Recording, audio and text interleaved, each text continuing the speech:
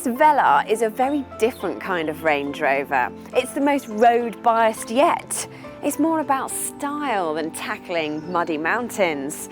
And it's got some serious competition too, chiefly the BMW X6, Porsche Macan, Mercedes GLE Coupe, and even up to Audi's Q7. It's also been cleverly positioned to fill the gap between the entry-level Evoque and the cheapest Range Rover Sport. Is it then just a clever marketing exercise, or is there substance to its style?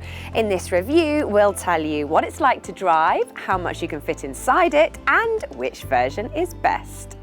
If after watching this review you would like to buy a Velar, then head to whatcar.com and go to our new car deals section to find out how much money we can save you. First though, let's see how the new Range Rover Velar takes to UK roads. The entry-level 2-litre diesel could be a good choice for company car drivers thanks to its excellent blend of performance and economy. There is, however, a more powerful version should you need it. Our pick of the range is the 3-litre D300 diesel we've got fitted to this car. It offers effortless power and is wonderfully refined. If you won't be doing enough miles to justify a diesel, there's a pair of 2-litre petrols and a range-topping 3-litre V6 petrol also found in Jaguar's F-Pace. In each case, you'll get this smooth automatic 8-speed gearbox, which shifts gears almost imperceptibly. Choose a V6 engine and you get air suspension as standard, which lets you adapt the Velar to the driving conditions. And if you leave it in comfort mode, you get a cosseting high-speed ride. We'd also recommend sticking with smaller alloy wheels because while the large 22-inch options make the Velar look impressive, they don't do its ride any favours at all. Being such a large car, it's no surprise the Velar does not offer pin-sharp handling.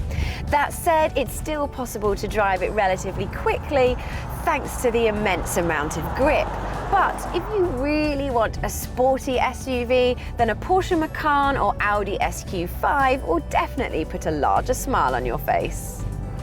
If you do end up off-road, then the Velar can tackle most surfaces with ease, and in this respect, it feels like a true Range Rover.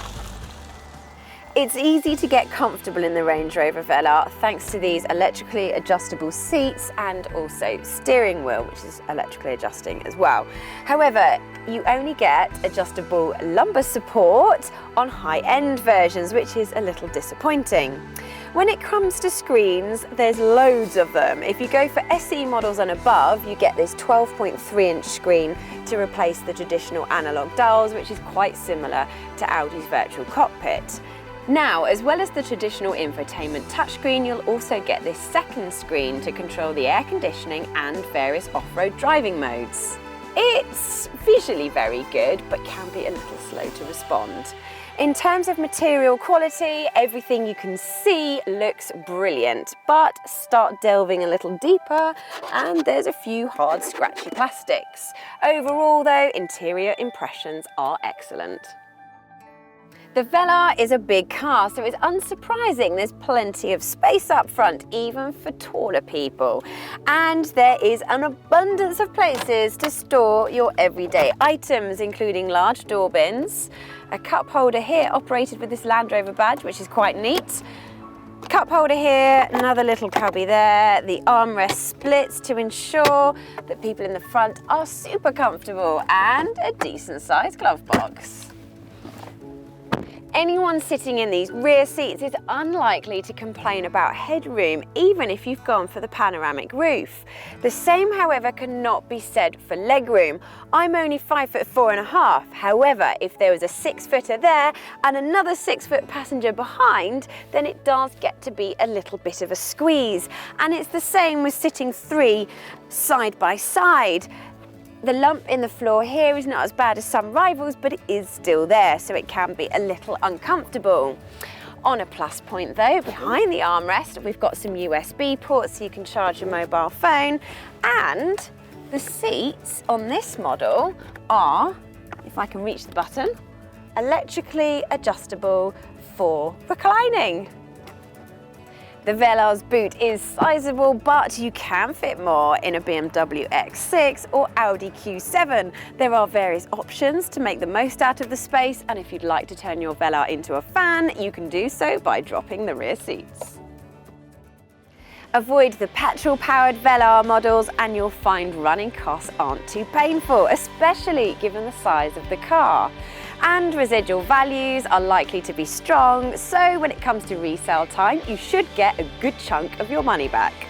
It's worth noting that the Velar is very much a car of scales. At one end, it's a little more expensive than an Audi Q5, which, by the way, is quicker, more efficient and better equipped. And at the other end of the scale, it's in the same territory as an Audi Q7. Even the most basic versions of the Velar come with 18-inch alloy wheels, a DAB radio with Bluetooth connectivity and keyless entry.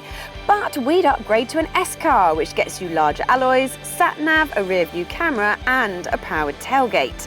Higher up trim levels bring luxuries such as softer leather seats and a 360-degree camera system. But they're also rather expensive. In terms of safety, all Velars get emergency braking as standard, and Euro NCAP awarded it the full 5 stars in its crash safety tests. The Velar is stylish and refined, and while there are more practical, faster alternatives around, we can see why you'd be tempted with this mid-range Range Rover. For plenty more on the Range Rover Velar, including our full online review, head to whatcar.com. Never miss another video, hit subscribe, and if you're thinking of buying one of these lovely cars, then head to our new car deals section where we can save you some money, or click in the link in the box below.